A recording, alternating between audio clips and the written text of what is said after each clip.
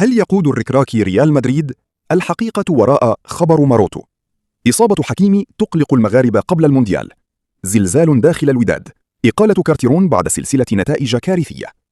في توقيت لا يقبل الأخطاء، وقبل أشهر قليلة من أكبر موعد كروي عالمي، يجد الشارع الرياضي المغربي نفسه أمام كابوس مألوف.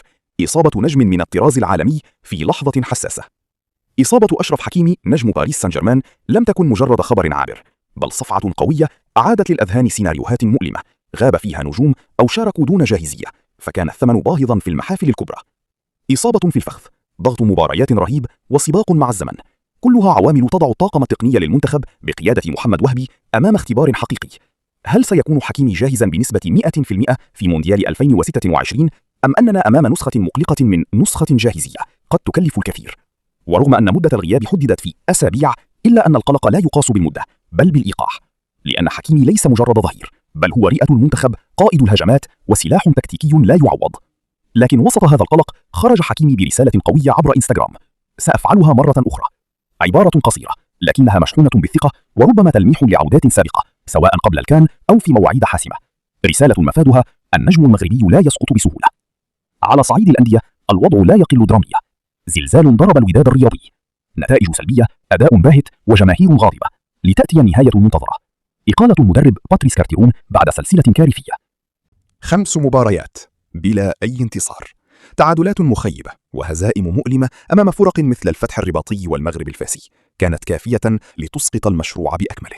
2 نقطة فقط من أصل 15، رقم لا يرحم. الحل المؤقت: عودة ابن الفريق محمد بن شريفة لقيادة المرحلة بمساعدة طاقم يعرف البيت الأحمر جيدا في محاولة لإيقاف النزيف. لكن السؤال الأكبر: هل الأزمة تقنية فقط؟ أم أن الوداد يعيش أزمة أعمق؟ أما الخبر الذي هز مواقع التواصل فجاء من إسبانيا.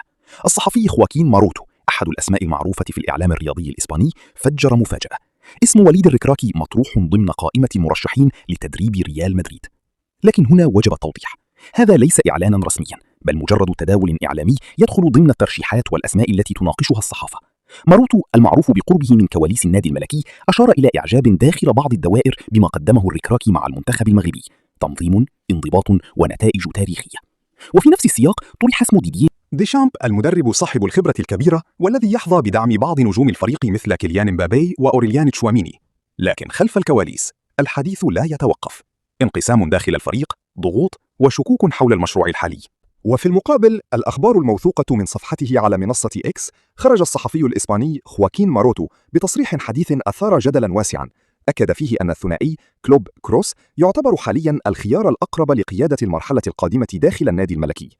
وحسب نفس المصدر فإن المدرب الألماني يورغن كلوب مرشح بقوة لتولي العارضة التقنية، في حين ينتظر أن يلعب النجم السابق توني كروس دورا مهما في هذا المشروع الجديد، سواء على مستوى الإقناع أو داخل الهيكلة الرياضية.